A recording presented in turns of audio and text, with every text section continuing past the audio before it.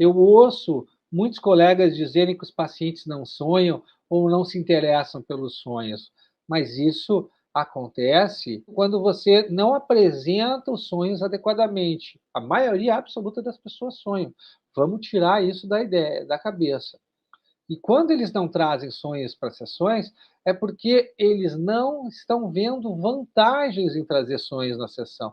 Você não está mostrando isso da maneira adequada para o paciente. Você tem que mostrar para ele, você tem que fazer a pedagogia da psicanálise e mostrar para ele por que os sonhos são importantes. Você tem que mostrar como fazer isso. No início da minha carreira profissional, eu também não dava tanta importância para os sonhos.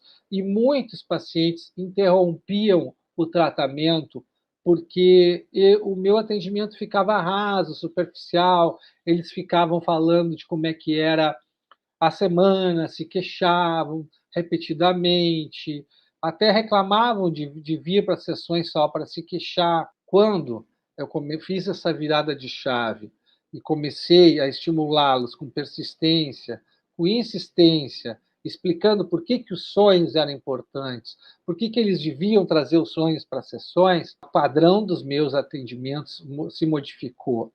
E os pacientes começaram a ter muito mais resultados, porque eu comecei a acessar o inconsciente deles com muito mais velocidade. E aí eles começaram a ficar empolgados com o que aquilo estava querendo dizer. Eles não faziam ideia que o sonho era uma fotografia da própria mente e dos próprios conflitos que eles estavam passando. No início, eu lia todos aqueles livros do Freud, lia Melanie Klein, lia Bion, lia Meltzer, lia Rosenfeld. Na hora de usar na prática, na hora de usar com os pacientes, parecia que eu não lembrava o que eu tinha lido. Parecia que o enigma dos sonhos continuava o mesmo, continuava difícil para mim. Quando eu comecei a descobrir o cinema para simplificar esse método de estudo para mim, parece que tudo se iluminou. E o meu acesso ao aprendizado se tornou muito mais rápido. E logo os resultados que eu comecei a ter com os pacientes também foram ficando mais rápidos. Porque os pacientes que dizem que não lembram dos sonhos ou não têm sonhos, eles não dão importância para os sonhos porque os sonhos não foram valorizados na sua terapia. E os terapeutas que falam isso porque os sonhos também não foram valorizados, nem na faculdade e nem na formação em psicanálise. Agora, quando se enxerga a importância disso, o resultado vem. O terapeuta não pode ficar esperando o paciente trazer o sonho de maneira espontânea, nas sessões. Tem que incentivar que eles façam isso, para mostrar autoridade sobre o assunto. E por que eu estou te dizendo isso? Porque eu sei que isso é uma oportunidade para psicólogos e psicanalistas. Nada melhor do que ser reconhecido como autoridade sobre um tema para se destacar.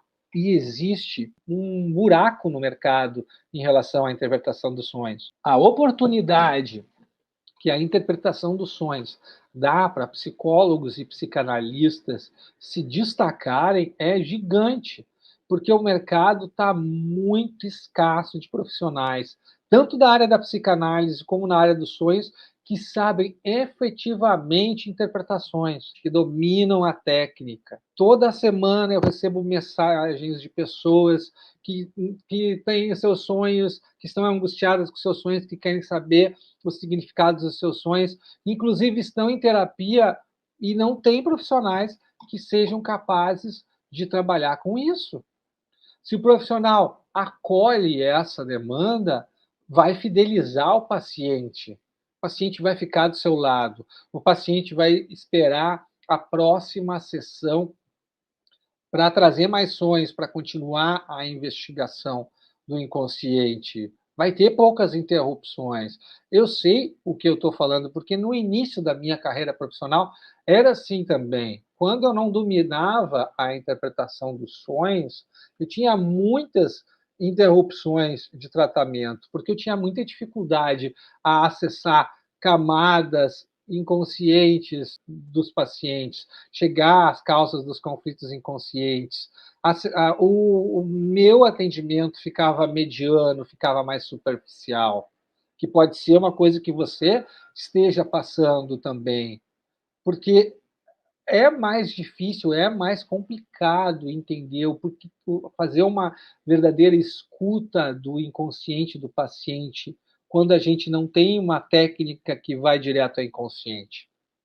Porque os sonhos, querendo ou não, eles são uma metáfora, uma alegoria do conflito que o paciente está passando. Quando ele conta um sonho para a gente, ele está contando de maneira metafórica, de maneira alegórica, através de símbolos, através de uma história, o conflito que ele tem. E se a gente aprende a desenvolver o nosso ouvido, a gente consegue entender o conflito inconsciente que o paciente tem. E aí a gente consegue ajudar ele a diminuir o seu grau de angústia, a desbloquear aquela energia que estava bloqueada nos seus sintomas, que estava bloqueada nas suas inibições, nos seus conflitos, e o paciente volta a viver, ele para de somente sobreviver, ele volta a viver, ele volta a respirar, ele volta a produzir criativamente. E ele vai ser muito grato a gente por causa disso.